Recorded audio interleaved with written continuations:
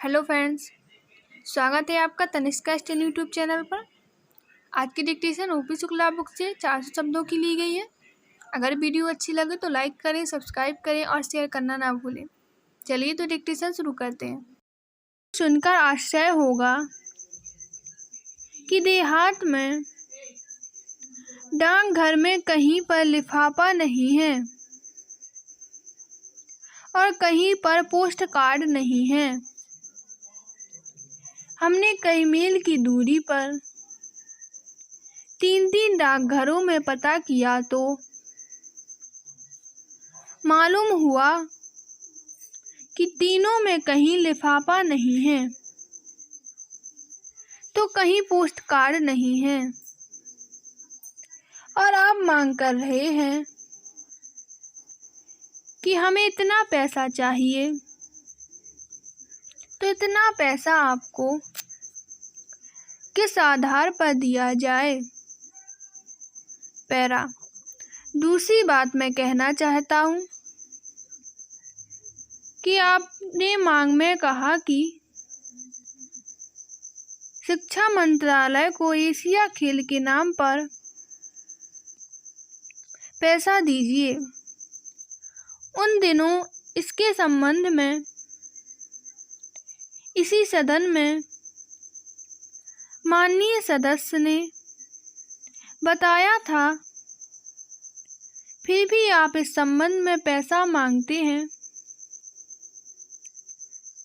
मैंने आपसे शिक्षा मंत्रालय के संबंध में एक प्रश्न पूछा था।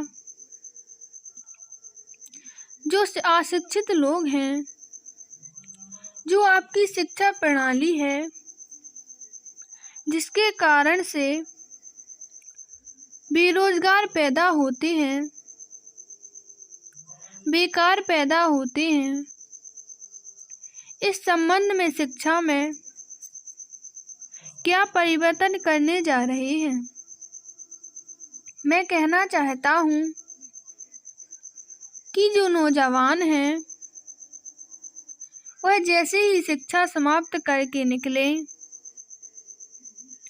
उसे रोजगार मिलना चाहिए। क्या आप ऐसी व्यवस्था करने जा रहे हैं? आपकी शिक्षा प्रणाली ऐसी है जो बेकारों की फौज जमा कर रही है। इस हिंदुस्तान में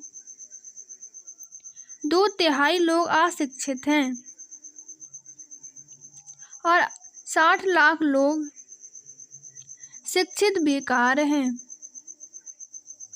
जहां उनकी फौज इस तरह से खड़ी होती जा रही है, उनके लिए आपके पास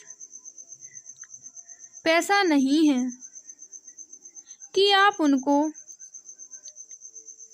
किस तरह से शिक्षा में आमूल परिवर्तन करके शिक्षित करें।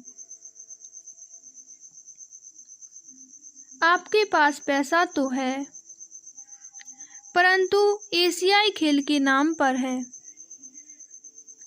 इसलिए हमारी पार्टी और हम लोगों ने इसका कड़ा विरोध किया है और अभी भी मैं विरोध करता हूँ कि आप जितना पैसा मांग रहे हैं, इस पैसे को आप लोगों को शिक्षित देने में खर्च करें। शिक्षा ऐसी हो कि उसका भविष्य निश्चित हो सके। उसका भविष्य जो अंधकार में है, उसको एक आशा की किरण दिखाई पड़े।